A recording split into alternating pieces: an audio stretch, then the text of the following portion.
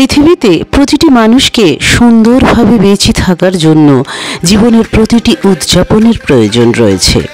একজন মানুষের জীবনে দুঃখের সাথে সুখের প্রয়োজন রয়েছে, কারণ সুখ, দুঃখ, আনন্দ, হাসির মাধ্যমে মানুষের জীবনের প্রকৃত উদ্দেশ্য নিহিত। মানুষ যেমন জীবনে সুখে থাকার জন্য কঠোর পরিশ্রম করে থাকে, তেমনি জীবনে মানসিকভাবে শান্তি ও শান্তিতে প্রিয়জনের সাথে আনন্দপূর্ণ মুহূর্ত উপভোগ করে থাকে। একজন মানুষের জীবনে যেমন শিক্ষা, খাদ্য, বস্ত্র, বাসস্থান ও চিকিৎসার প্রয়োজন রয়েছে, তেমনি বিনোদনের প্রয়োজনও রয়েছে। আর এই বিনোদন মানুষ বিভিন্ন উপায়ে পেয়ে থাকে। বিনোদন জগতের সবচেয়ে বড় মাধ্যম হিসাবে পিকনিকের ভূমিকা গুরুত্বপূর্ণ, কেননা পিকনিকের মাধ্যমে একজন মানুষ বন্ধুদের সাথে ঘোরার আনন্দ লাভ করে থাকে, সেই সাথে দর্শনীয় স্থান পরিদর্শনের আনন্দ উপভোগ করে থাকে। আসলে পিকনিক বা বনভোজন বা চড়ুই ভাতি শুনলেই মনটা কেমন যেন আনন্দে নেচে ওঠে। শিশু থেকে বৃদ্ধ, অর্থাৎ আবাল বৃদ্ধ বনিতা সবার মিলন মেলা হয়ে ওঠে এই পিকনিক। শীতের দিনগুলোকেই সবাই বেছে নেয় পিকনিকের জন্য।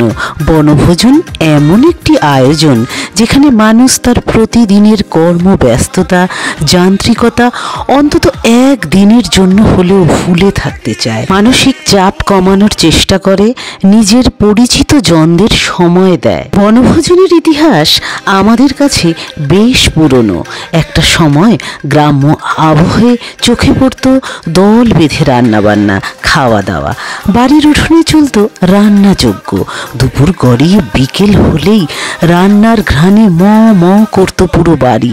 তাতেই আনন্দে আটখানা হতো কচি কাচার মুখ। এটিই ছিল চড়ুই ভাতি। ধীরে ধীরে চড়ুই ভাতি বনভোজন বা পিকনিক কর্পোরেটের রূপ নিয়েছে। বর্তমানে বনভোজন কোনো ইভেন্ট ম্যানেজমেন্টের গ্রুপ বা ক্যাটারিং সার্ভিসের সাহায্যে করা হয়। তারাই রান্নাবান্না সহ যাবতীয় কাজ করে থাকে।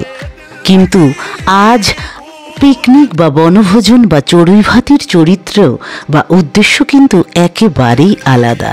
আনন্দের সন্ধানে, আনন্দকে ফিরে পাওয়ার তাগিদে আয়োজন করা হয়েছে পিকনিকের একটি বাঁধন ছাড়া দিন কাটাতে চলে আসা হয়েছে নদীপক্ষে ভ্রমণ করে একটি সুন্দর জায়গায় বা পিকনিক স্পটে।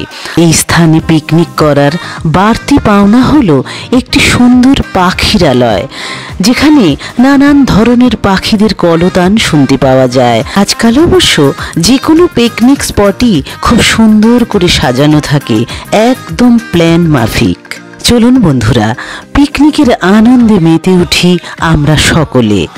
সাথে থাকুন বন্ধুরা আর দেখতে থাকুন।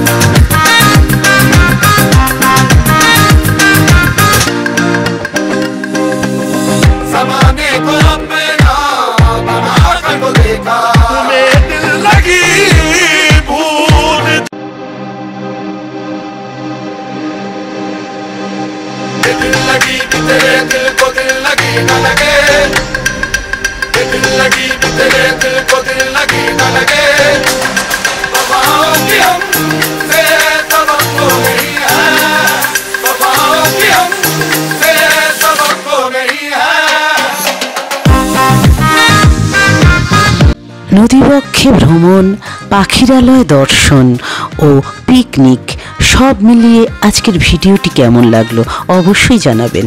বন্ধুরা, আপনারা সকলে ভালো থাকবেন, সুস্থ থাকবেন, সাবধানে থাকবেন আর সব সময় হাসি খুশি থাকবেন। আজকের মতো তাহলে বিদায় নিচ্ছি। আগামীতে নিয়ে আসবো নতুন কোনো ভিডিও। টাটা।